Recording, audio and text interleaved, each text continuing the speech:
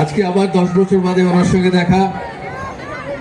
Shrimati Parna Ghosh, chairman Bolpur বিধানসভা, শ্রী সুদীপ্ত ঘোষ, সহসভাপতি Birbhum DSA, CAB সভাপতি শ্রী স্নেহাশিস গাঙ্গুলি, আমার অত্যন্ত প্রিয়, আমার ছোট বোনের মতো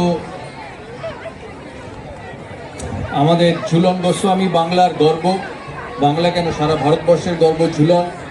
এই মঞ্চে বাংলার অনেক প্লেয়ার আছেন, মহিলা প্লেয়ার আছেন যারা বাংলার হয়ে ভারতবর্ষ খেলেছেন।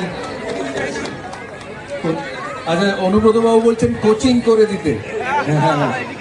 তো বাংলার অনেক মানুষ আছেন এখানে যারা এই মঞ্চে আছে, বাংলার অনেক মহিলা প্লেয়ার যারা ভারতের হয়ে খেলেছে। লোপাদি আছে, গার্গিদি আছে, মিঠুদি আছে, কেয়াদি আছে, যারা ভারতের হয়ে বহুদিন খেলেছে। সিএবির প্রাক্তন সচিব শ্রী বিশ্বরূপ, সিএবির প্রাক্তন কোষাধ্যক্ষ আছেন এখানে শ্রী দেবাশিস গাঙ্গুলি পেছনে, সিএবির প্রাক্তন ভাইস প্রেসিডেন্ট আছেন রবি মিত্তির আমাদের, উনি আছেন স্টেজে। আর সিএবির আমাদের সকল মেম্বারদের যারা এত দূর এসছেন এই বোলপুর শহরে। আমার প্রথমবার বোলপুরে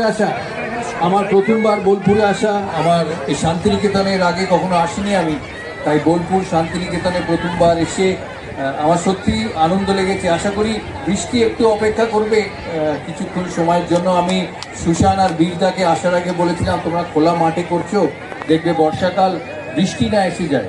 যাই হোক, আমার এই ডান দিকে এই সুন্দর নৃত্যশিল্প আমরা দেখলাম, এটা যেটা বোলপুর শান্তিনিকেতনের ঐতিহ্য এত সুন্দর রবীন্দ্রসঙ্গীতের সাথে নাচ গান। এই নাচ গানের মাধ্যমে আমাদের সিএবির সমস্ত মেম্বারদের এখানে আহ্বান জানানো হয়েছে। তাই বোলপুর পৌরসভা, অনুব্রতবাবু, বোলপুর ডিএসএ, সুশান, বিদ্যদা, সুদীপ্তবাবু, সবাইকে আমার আন্তরিক শুভেচ্ছা। সুশান আর বিদ্যদার বাবুর জন্য আমার দুটো বলার খুব জরুরি এখানে, কারণ তারা বহুদিন ধরে বীরভূম জেলা থেকে সিএবিতে আসে, খেলাধুলোর সঙ্গে জুড়ে আছে, বীরভূম জেলাকে তারা এগিয়ে নিয়ে যায়। এই আমাদের সুশান, আমাদের বিদ্যাদাদা, এনারা জবে থেকে আমি খেলার সাথে যুক্ত, খেলা ছাড়ার পর সিবি অ্যাডমিনিস্ট্রেশনের সাথে যুক্ত, ততদিন তারা আমার সাথে থেকেছে। আর আজও তাদের মতো এত লয়াল মানুষ পাওয়া খুব খুব কঠিন। আমি অত্যন্ত খুশি যে অসিতবাবু আছেন এমপি, উনি 4 লক্ষ টাকা দিয়েছেন, 4 কোটি, উনি মাফ করবেন, উনি 4 কোটি টাকা দিয়েছেন এই জেলা।